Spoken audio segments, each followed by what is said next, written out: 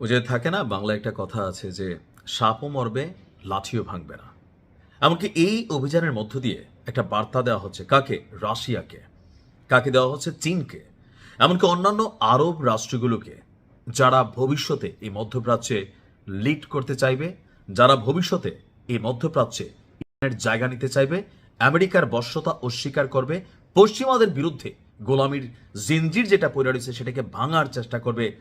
There is a message. আমি যখন নিউজটি করছি, মন খারাপের খবর,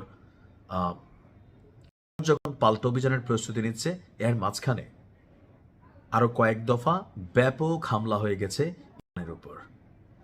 ইতিমধ্যে আপনারা জানেন যে সর্বোচ্চ সুপ্রিম কমান্ডার তিনি শাহাদাত বরণ করেছেন। আইআরজিসি, যেটা ইরানের প্রাইড, অহংকার, যেটা আজকের ইরানকে তৈরি করেছে, জ্ঞান, বিজ্ঞান, গবেষণা, মেশিনারিজ, সামরিক প্রযুক্তি খাত, মহাকাশ, সবকিছুতে যাদের স্পেশাল ইউনিট দ্বারা আজকে ইরান নিজস্ব সক্ষমতা তৈরি করেছিল, সেই আইআরজিসি যিনি সুপ্রিম কমান্ডার আছেন তিনিও শাহাদাত বরণ করেছেন। যিনি প্রতিরক্ষা খাতে সর্বোচ্চ ব্যক্তি আছেন তিনিও শাহাদাত বরণ করেছেন। অর্থাৎ বড় তিনটি স্বীকার করে ফেলেছে ইসরায়েল এবং আমেরিকা। টার্গেট, এর পরবর্তী ধাপে কারা আসলে লিড করতে যাবে। এই অভিযানে ইরানের অন্য বিচ্ছিন্ন ঘটনা ঘটবে না, তবে এমন এমন জায়গাতে অভিযানগুলো চলছে, কিছুক্ষণ পরেই হয়তো আমরা শুনছি যে এরকম একজন মাথা যারা পুরো সিস্টেমকে লিড করে, সেই মাথাগুলো আপনার হয়তোবা কি বলা হয় যে শেষ হয়ে যাচ্ছে।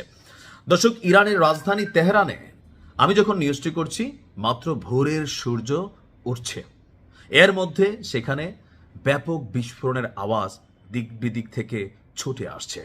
বিবিসি তার লাইভ প্রতিবেদনে এই দৃশ্য আপনাদের সামনে দেখেছে, অনেকে নিশ্চয় দেখেছেন।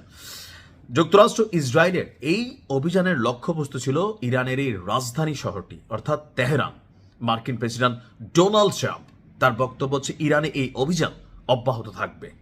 শত্রুদেরকে নিশ্চিহ্ন করার আগ পর্যন্ত ইরানের যে ক্ষমতাসীন সরকার বা রাষ্ট্রায়ত্ত সিস্টেম সেটাকে শেষ করার আগ পর্যন্ত আমেরিকা থামবে না। সো এই অভিযান চলবে।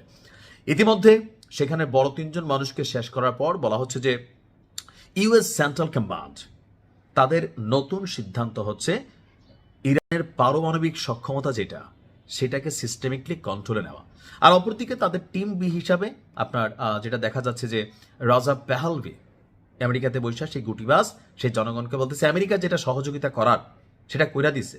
এমনকি অনেকে আছেন যে এটা নিয়ে উচ্ছ্বাস প্রকাশ করেছেন। আমি বাংলাদেশের অনেক মানুষকে দেখি এরা উচ্ছ্বাস প্রকাশ করে, এরা ভাই বাংলাদেশের মানুষে মাইরো দলমত নির্বিশেষে, ধরেন আওয়ামী লীগ বিএনপির মাইরা, বিএনপি আওয়ামী লীগের মাইরা, জামাত আওয়ামী লীগের মাইরা, আওয়ামী লীগ জামাতের মাইরা, এই যে উচ্ছ্বাস নৃশংস মেন্টালিটি প্রকাশ করি, তো তার তো ভাই ইরানের ঘটনায় অনেকের ঈদের খুশি লাগছে।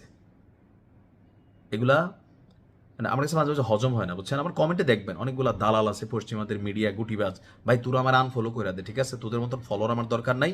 যারা ইরানকে অপছন্দ করো তুমি আমার ভিডিও দেখারই দরকার নাই, কারণ আমি তোমাদের জন্য ভিডিও বানাই না। মাঝে মাঝে রাগ হয়, বুঝছেন, কমেন্ট দেখলে আপনাদের যে না ঠিকই আছে ইরানের এই বেটা, তুই কি মানে তোর ইমান কি কিতা কর সোল ডাইলেছো নাকি?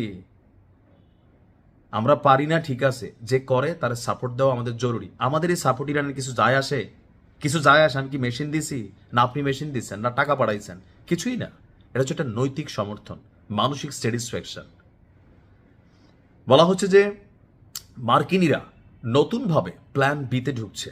এই প্ল্যান বি আমার ধারণা ইরানের বাকি যেই মাথাগুলো আছে অথবা যেই সেন্ট্রাল কমান্ডিং ইউনিট আছে, ইরানের যুদ্ধ পরিচালনা গ্রুপ আছে, ইতিমধ্যে দ্বিতীয় সর্বোচ্চ নেতা যেটা ওনাকে চয়েস করার জন্য আইআরজিসির জরুরি বৈঠক করছে, মানে এই যে পরবর্তী ধাপে যারা লিড করবেন বা কমান্ডিং করবেন তাদেরকেও হয়তো বা শাহাদাত বরণ করানো হবে। আল্লাহর কাছে সাহায্য চাচ্ছি, দোয়া করবেন আল্লাহ যেন সফলতা দান করে। ভালো থাকুন। আসসালামু আলাইকুম।